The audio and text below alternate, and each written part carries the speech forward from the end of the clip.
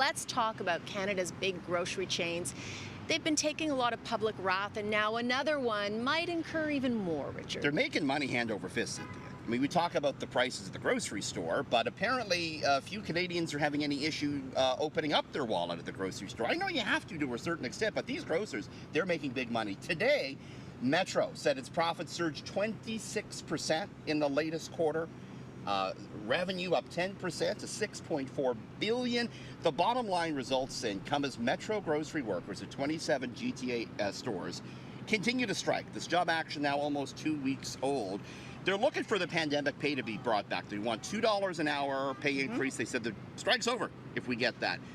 Union today said, quote, "We're still waiting for Metro to come back to the table with an improved wage offer."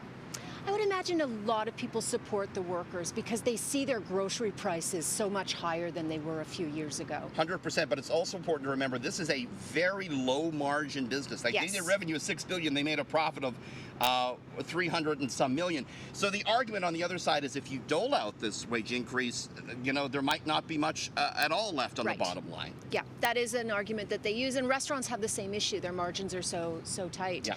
Okay, well, everything, as we know, is costing more these days, but there's one thing many people are not cutting back on, Richard. Travel. Travel. We were just talking about our fun summer endeavors.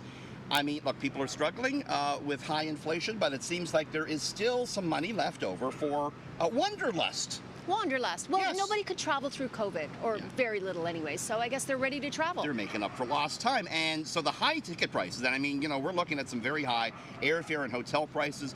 It's not dissuading anyone, and analysts say the high prices will likely linger into next year. International travel is about 90% of what it was pre-pandemic.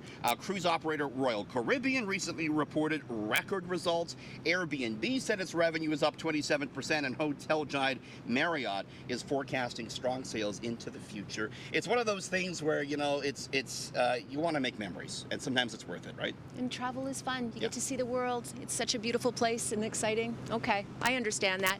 Now, this story, I love this story because it's just loaded with irony, Richard. The company that helped make remote work possible is making a rather interesting move. Maybe this is the sign the pandemic is finally 100% over. I know Zoom said it's ordering all its office workers back to the office. Say it ain't so. This Zoom. is the company that became so synonymous with remote working during the pandemic, now ordering its workers back to the office at least a few times a week if they live within 80 kilometers.